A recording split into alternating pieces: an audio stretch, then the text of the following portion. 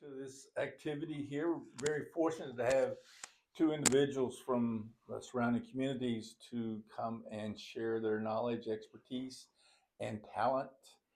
Uh, I have not experienced this firsthand, just from what others have told me on our first speaker, uh, Wilbur Bullcoming from Hammond, Oklahoma, my hometown as well.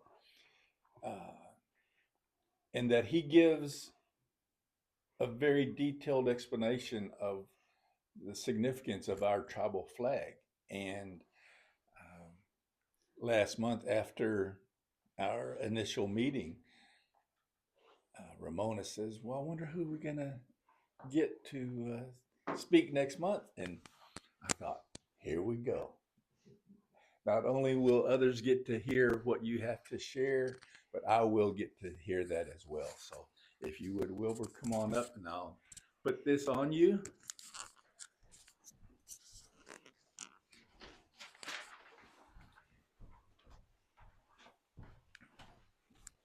Let's just put it like that. There you go. Thank you. Thank you. Good afternoon to each and every one of you. It's good to be here. I always read in the paper when Daryl was back in the reporter about the house here, and I always wondered, where it was at. And this is the first time I've ever been here. And it's a, very, very pretty house, beautiful house. You get inside, look at it. So I want to thank you guys for allowing me and James and Albert and Tribe to come in here and do what we're going to do today. It's good to be here around, the non-tribal, non-natives, and we can explain a little about our culture and history and stuff like that. So like Albert said, he asked me to come and explain our tribal flag here. This was our logo, tribal logo, when it was first designed. So back in 1953, I was informed that Theodore Cutnose Jr. had designed the tribal flag that we have today for the Cheyenne Arapaho tribes. And there's a few items on here. I don't know. You may can look on your little agenda page there. They have the stars up there on top. There's 8 stars, and then there's stars around here on the circle. Them was not in the design at first, but I'll explain them a little later. So like I say, it's good to be here, and I just want to share this with each and every one of you. We have a kind of a little bit of, they say CNA tribes, Cheyenne Arapaho tribes, but we're actually 2 tribes. We have the Cheyenne tribe and the Arapaho tribe, and a lot of people kind of think we're one tribe. But I'm a full-blooded Cheyenne, and I'm a Cheyenne chief. Also belong to the Chieftain Society, and also before I became a chief, I belonged to the Dog Soldier Society. And that's where I was seated in that teepee, and then the chiefs came and got me and took me to the chief's teepee, and I was initiated and went through the whole process. So that's where I belong, to the Chieftain Society. All right, the state of Oklahoma, on our tribal flag, that meant something to each and every one of the tribes in Oklahoma. And when we gather at a powwow or benefit dances that we have, I'll come out and I'll ask questions to all the tribal members, see if they know what everything represents on our tribal flag. And there's some that know, and most of them don't. But like me, I didn't really,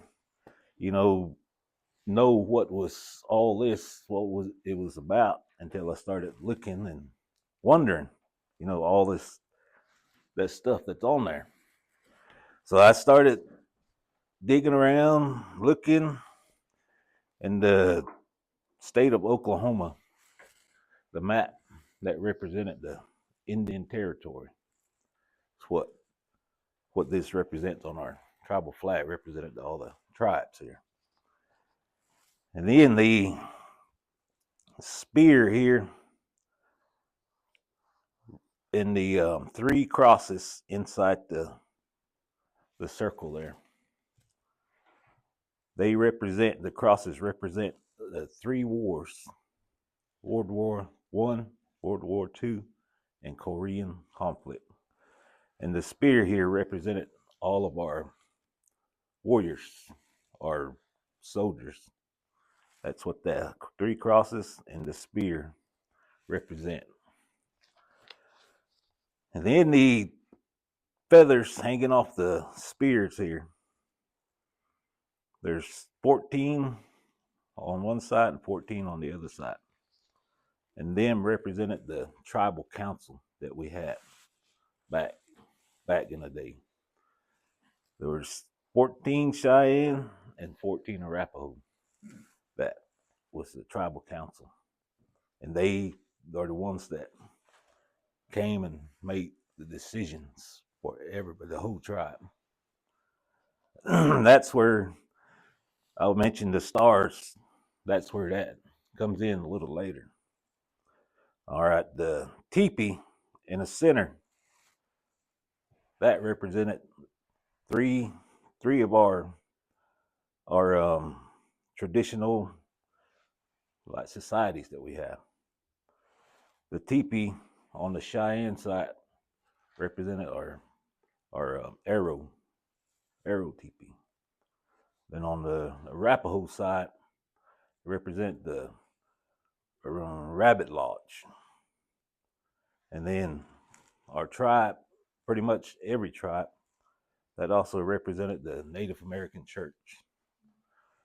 That's what the teepee on there represents. And the Native American church is just, our way of worshiping God. We say, my help. That's what we say. And the same God that everybody worships is what we worship. It's nothing different. Jesus, everything, all the same. Prayers, all that, blessings, all that, we talk to him. And it's just our language. We got what we call them. And then the diamonds, pyramids around the circle there. Pretty much everybody has the tribes. We use them. We use 4 directions, the 4 cardinal directions. That's what they represent. And when we do our, maybe we got a little blessing to do, and we do it each direction. That's what the diamonds, the pyramids represent. And then the colors in the tribal flag, the brown, tan. I always asked the question what it represented, but nobody never came up and knew. They would always come up and ask what it represented. It just represented the Indian race, native Indian race, tan. And then the blue color, the whole blue, it represented both the Cheyenne and the Arapaho tribe. Everything in here represented both, had a meaning for both tribes. In our ceremonies, we do stuff that we can't really share with non-natives. We just keep them to ourselves, but we call it blue sky. That's what the blue represents. We do that in our ceremonies, and the Arapaho do that in their ceremonies also. And then the arrows here through there, that represents